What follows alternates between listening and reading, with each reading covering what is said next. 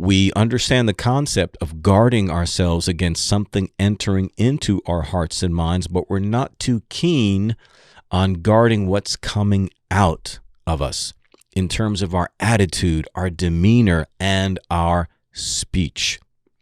Okay? We can become a defiled fountain where we're just spewing forth negativity and stress and anger and frustration and bitterness, rage. All of these things we can release out of us. And if we're not careful, if we're not overseers of our life, if we're not operating in this gatekeeper mentality, then we don't realize that we've allowed in a lot.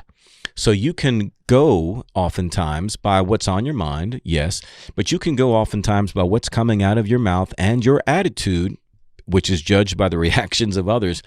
You can see just how much you've allowed things into your life. So if you are fretful, if you are a worrisome person, or in a season where you're worrying right now, there's something that's troubling you, then you know that you have allowed these things into your life.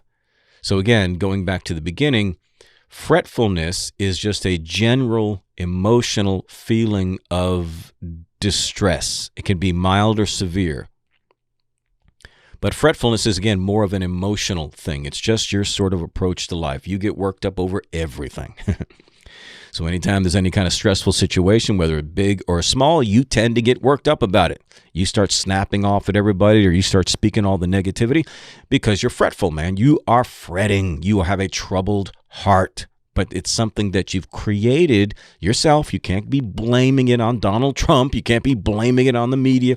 You can't be blaming it on your race or your gender or who you're married to or the mean people at work. You can't blame it on anybody. You have allowed yourself to become an emotionally fretful person. Just deal with it.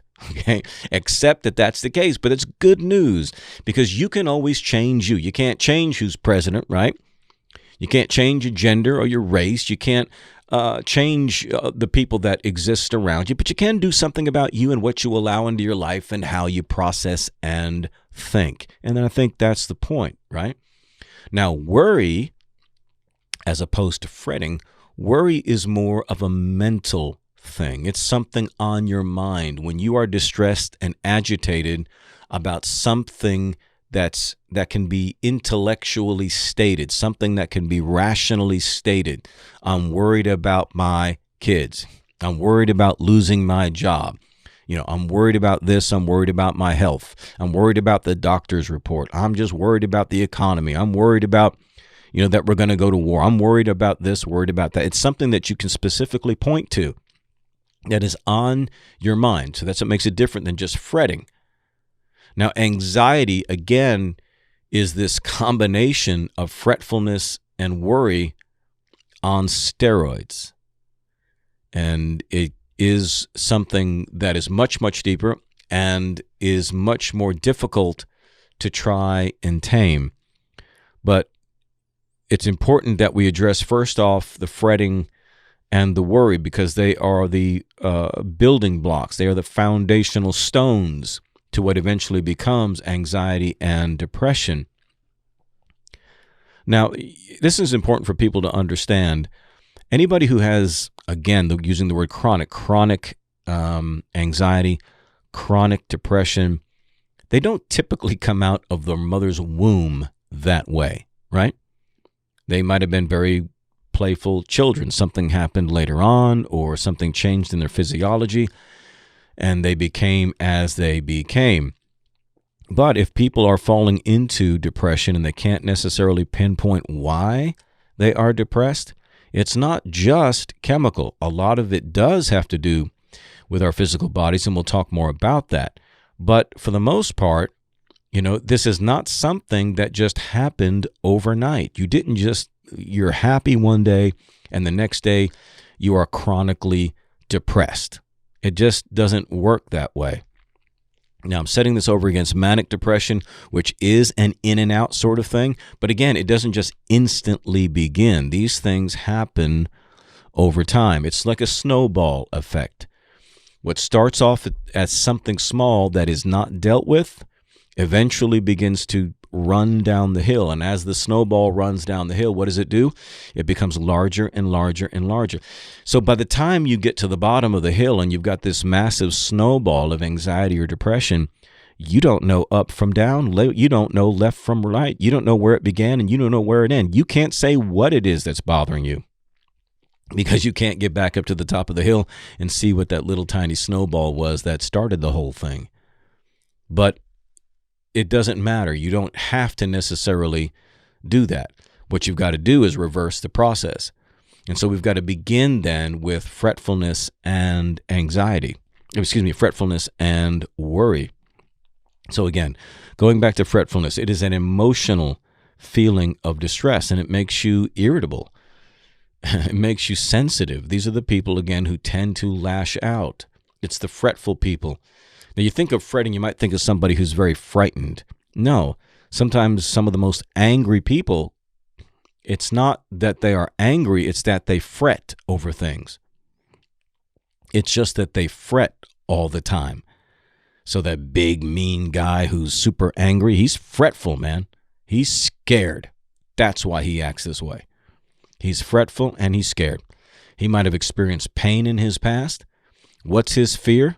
That everything around him represents more of the same pain that he's always experienced. So this is his defense mechanism for dealing with it all. He thinks his anger is a source of strength. It's not. It's pathetic and it's weak.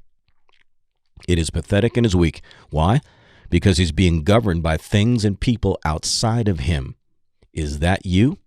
Are you being governed by things and by people that are outside of you? If so, guess what? You are dependent upon others. You are dependent upon circumstances, which means what? You are not independent. Because independent means free from the control of others, right? The United States, America became an independent nation, no longer subservient to Great Britain, right? We became free from the control of others. Independent. The opposite is dependent. So if you are controlled by what others say, by what others do, you are dependent upon them. To be free, to be independent means you have to break that connection between circumstances, people, and yourself. So if you're going to get free from fretfulness, you're going to have to understand that the goal is your personal, your emotional, your mental independence. Independence, not subject to the control of others. And you can measure how much control they have over you by how much their words affect you, even when those words are praise. Even when those words are praise. Even though anybody can be subject to ego. I'll be 52 years old in March of 2018, and I've been on the planet long enough, and I've dealt with enough things in terms of this subject matter, self-improvement, personal development.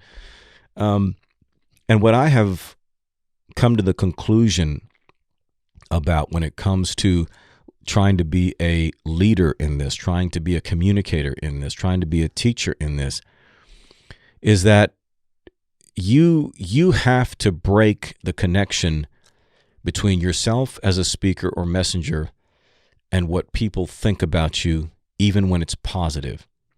And so I'm grateful for the kind things that people write me. I'm grateful for the kind things that people say to me. I do hear it a lot, and I'm grateful for it. But I don't depend on it. I don't. Because here's the way I say it, is that all of those same people could come up to me and express disappointment. And they could say, dude, I'm sick of hearing you talk about this and that and whatever. And you know what? That wouldn't bother me. You want to know why? Is it because I'm so secure? No, it has nothing to do with that. I'm not secure so much in myself. I'm secure in the principles. I am secure in the principles. I know it's right. And if I know it's right, what the hell do I care whether people agree with me or not? What the hell do I care whether people like what I say or not? It doesn't matter. What matters is truth. What matters is wisdom. Therefore, if I don't care what people say to me when it's negative, then I don't care either. I say I don't care. I don't mean it in a bad way. I just mean I'm not moved by what people say to me in a positive way. And that helps to preserve me from inflated ego and the rest of it. I'm nothing. The world has been around for a very long time, and it will continue to be around without me here. You know what? The day I die, there'll be some comments and posts on Facebook. Well, we appreciate what that guy did, but guess what? About a week later, all done, all gone. Nobody's going to care. And I'm okay with that, man. We don't make that much of a difference. The principles are true. The principles last. And that's what we need to focus on. Can you dig it? I hope you can.